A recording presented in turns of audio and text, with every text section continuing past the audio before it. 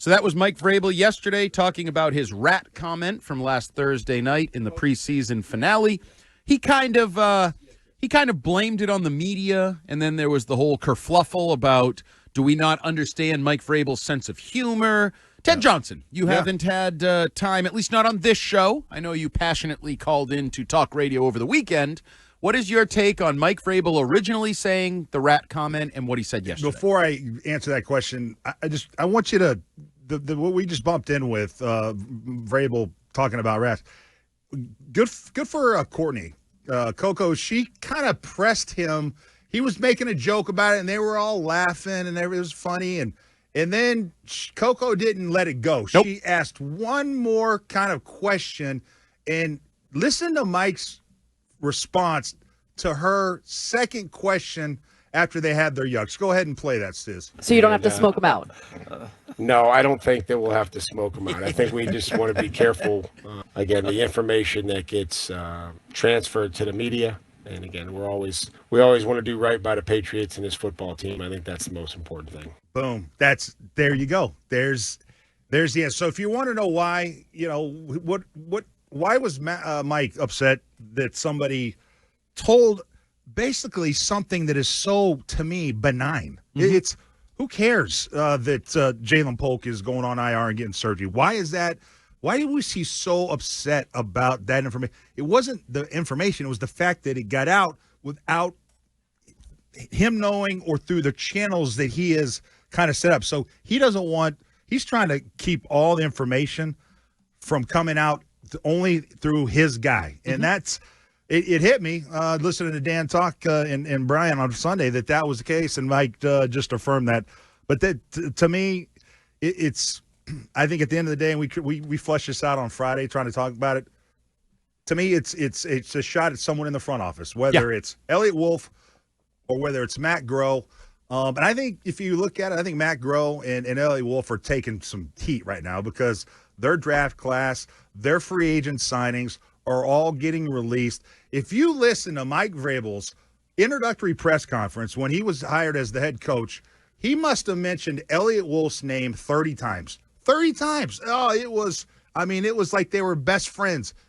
You never hear Mike Vrabel bring up Eliot Wolf ever. Ever. Never, not once does he ever bring up Eliot Wolf like he did in that introductory press conference. To me, something is going on behind the scenes. And when he said we got a rat problem, I think he was directing at Eliot Wolf in the front office for leaking information and going behind his back to do that, because clearly that probably isn't communicated to Eliot, but the expectation is that he don't have relationships and won't be kind of telling secrets behind Vrabel's back. But Vrabel calling him saying just we got a rat problem, that I'll be interested to see if there's any more leaks, because my guess is that rattled Eliot Wolf a little bit. So you referenced the introductory press conference and the tone that Mike Vrabel used. Let's hear a little bit of that. What kind of players you want to wear a Patriot uniform to help you win as an organization? Elliot's going to laugh. I'm going to say good ones. So again, I'm just excited to get to sit down with Elliot and his staff. I've met more with Elliot over the weekend and had conversations with him. Ryan Cowden to New England here to help with the front office. Yeah, Elliot and I will have conversations. And I think that the ability to have open dialogue with Robert and Jonathan was something that was critical. Elliot and his staff, obviously what I believe and what everybody else believes is a young, dynamic quarterback. And if that's coming to me, great. If that's coming to Elliot, great. If that's coming to our strength coach, great. That's unbelievable. So that was January. That was the mashup of Eliot Wolf comments and references. Yes, nice job, boys. Nice job, Stiz. Elliot's going to laugh. I'm going to say good ones.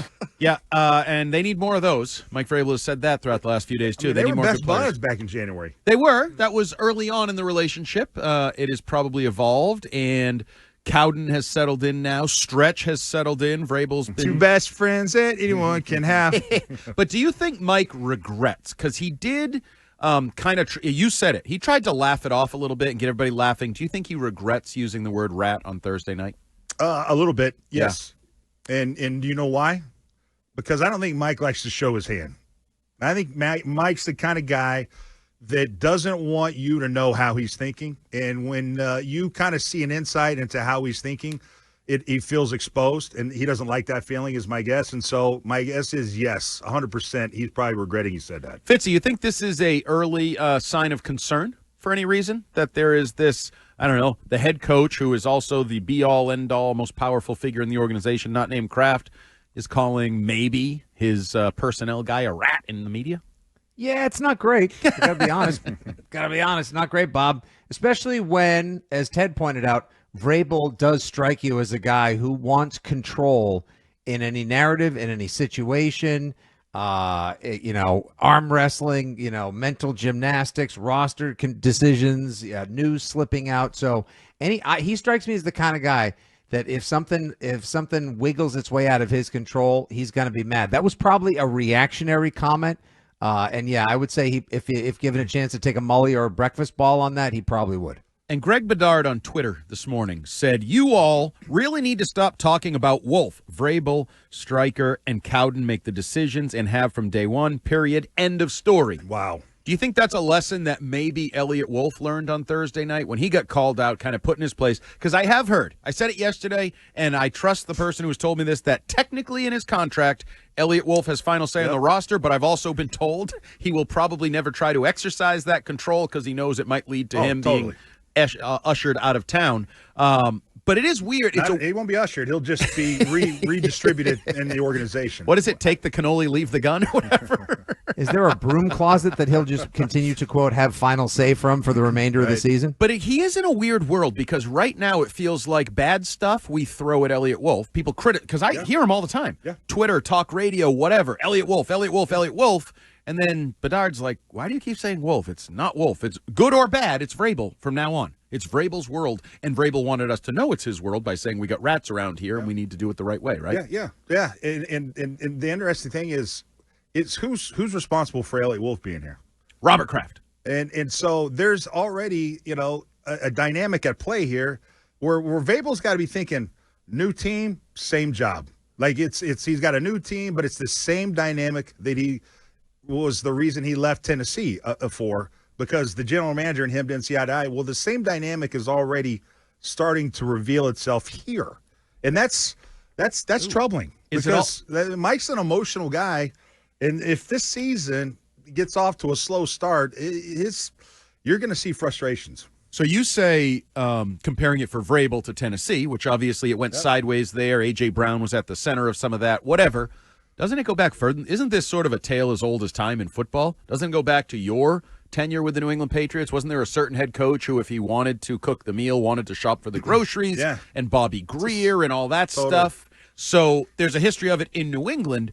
So if there is an issue, you can't blame that on Eliot Wolf, right? Because Eliot Wolf wasn't here in 1995. Nope. Right? You cannot blame it on Eliot Wolf. And you can't blame it on Mike Vrabel. He wants a job. He needs a job. So he's he's doing what he has to do to keep his job. And probably making pretty good bank to keep that high executive role. Keep going. I know where you're going. So what is if I can tie it together, what is the common thread? It's the Kraft family. So the Krafts oversee an organization that at various times has had, whether it was Parcells, Pete Carroll, backdoor Bobby Greer, that whole era there, or sort of the second half of Belichick when it started to be collaborative and just ask his recent comments about it. His recent comments, Belichick. Oh, you mean the owner and the son? Yeah. So he's basically calling out all the layers of red tape in the Patriots organization was a hindrance to him doing what he wanted to do. So more so, this is an issue than an issue between Vrabel and Wolf. It's more an issue between Vrabel and Kraft. There you go. There you go. Right, as he gets his feet wet, but also wants to plant his feet on solid ground. That's where I find it interesting because the alignment with Eliot Wolf and Robert Kraft is so obvious to me. I mean, for Mike to call out essentially Eliot Wolf is really calling out Robert Kraft. Yeah, that's really what it is, and he knows that. And you do? You think, is that why he regrets it a little bit? Maybe. Yeah. 8 months into their second tenure together. Yeah, maybe. And so, just so people understand, Eliot Wolf. The feeling is, and my guess is here because Kraft wants him here because it's his eyes and ears in all the meetings and all of the big decisions that Kraft has a guy representing him in those meetings.